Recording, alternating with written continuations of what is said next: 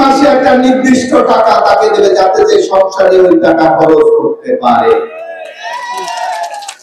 আপনারা ছেলে মেয়েদেরকে লেখাপড়া করান না? অনেকে বলেন যে চাকরি পায় না, কষ্ট করে, এত টাকা খরচ করলাম চাকরি পায় না, বলে না? কি বলে? আমরা বলেছি আগামীতে যদি ইনশাআল্লাহ বিএনপি ক্ষমতায় আছে, লেখাপড়া শেষ করার জন্য, চাকরি খোঁজার জন্য 1 বছর পর্যন্ত আমরা ওই শিক্ষিত ছেলেকে বেকার ভাতা দেব। আমাদের কৃষকরা পণ্য উৎপাদন করে, বিভিন্ন কিছু আপনারা উৎপাদন করেন, কিন্তু দাম পান না। আমাদের নেতা তারেক রহমান স্পষ্ট ভাষায় বলেছে, এইগুলি কেনার জন্য আমি উপজেলা পর্যায়ে ক্রয় কেন্দ্র খুলবো যাতে কৃষকরা ন্যায্য মূল্যে তাদের জিনিস বিক্রি করতে পারে। এইগুলি আমরা ক্ষমতায় গেলে আমরা করব। আরো আমরা কি বলেছি? আপনারা দেখেন, আওয়ামী লীগ যখন ক্ষমতায় ছিল আপনারা কি ভোট দিতে পেরেছেন? কখনো বিনা প্রতিদ্বন্দ্বিতা হয়ে গেছে, কখনো দিনের ইলেকশন রাতে হয়ে গেছে। আর 2014 দেখলাম আমি আর মামুরা, মানে মহিত মিয়া আওয়ামী লীগের লোক, মহিত মিয়া আওয়ামী লীগের লোক, বুঝছেন না?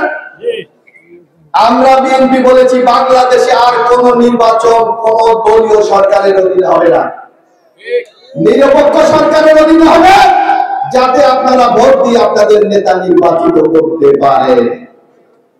এটা কে বলেছে? এটা বিএনপি আগামী দিনে করবে বলে ঘোষণা দিয়েছে। এমনি ভাবে সাধারণ মানুষের জন্য যা যা দরকার আমরা আমি ওয়াদা করছি, এই যে রাস্তা আপনারা দেখবেন, গত বিএনপি যখন ক্ষমতায় ছিল, আমি কলাপাড়া উপজেলা বিএনপি সভাপতি ছিলাম, আপনারা দেখেছেন এই যে কলাপাড়া থেকে কুয়াকাটা যেতে 3টি নদী ছিল। মুজাহিদুদ্দিন বিশ্বাস কলেজ মাঠে আপনারা গিয়েছিলেন খালেদা জি আসার পর? কে গিয়েছিলেন? এখানে কেউ আছে? হাত জায়গা। আমি আপনাদের পক্ষ থেকে বলেছিলাম এই এলাকা উন্নয়ন করার জন্য কুয়াকাটাকে পর্যটন নগরী হিসাবে গড়ে তুলতে হবে। ম্যাডাম, আপনি যদি এখানে 3টি ব্রিজ করে দেন, এই এলাকার মানুষের ভাগ্যের পরিবর্তন করবে। এই 3টি ব্রিজ আমরা করে দিয়েছি, কাজ শেষ হয়েছে। আওয়ামী লীগের আমলে কলাপাড়া হাসপাতালে যাবেন, আগে বেড সংখ্যা ছিল 31, আমি বলেছিলাম ম্যাডাম এটাকে 50 করতে হবে, সেটাকে 50 করে দেওয়া হয়েছে। আপনারা দেখবেন এই যে আলিপুর থেকে চাকরি বাজার হয়ে বাবলাতলা হয়ে বালিয়াতলা যে রাস্তা, এটা আমরা করে দিয়েছি। কুয়াকাটা যাবেন, এই রাখাইন মন্দির, ওখানে পর্যটন করেছে, মোটর থেকে শুরু করে, পোস্ট অফিস থেকে শুরু করে, টিএনটি থেকে শুরু করে যা কিছু হয়েছে আমরা করে দিয়েছি। কলাপাড়া দেখেন, বা কলাপাড়া খালেদা দিয়েছে 50টা বিল্ডিং, প্রাইমারি স্কুলে উনি বিল্ডিং করে দিয়েছিলেন। আজকে যে আপনাদের এই বিদ্যুৎ চলে, আপনাদের নিশ্চয় মনে আছে মুজাহিদুদ্দিন বিশ্বাস কলেজ মানে খালেদা জিয়া বলেছিলেন আমি আপনাদের প্রত্যেক ঘরে ঘরে বিদ্যুতের ব্যবস্থা করি।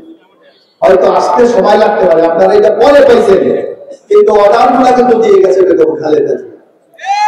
এই যে বিএনপি আমরা মানুষের জন্য এত কাজ করেছি, আগামী দিনে এবং যারা আগামী দিনে ক্ষমতায় যাবে, কি তাদেরকে আপনারা ভোট দিয়ে সংসদে পাঠাতে চান না? তাদের প্রতিনিধিকে এখানে নেতৃবৃন্দ দেখেন, আমাদের নেত্রী বেগম খালেদা জিয়া, তারেক রহমান, আপনারা দেখেন নির্বাচনের আগে একটা যে কোনো দলের মধ্যে একটা প্রতিযোগিতা থাকে, কে নমিনেশন পাইবে এটা নিয়ে একটা টেনশন থাকে না?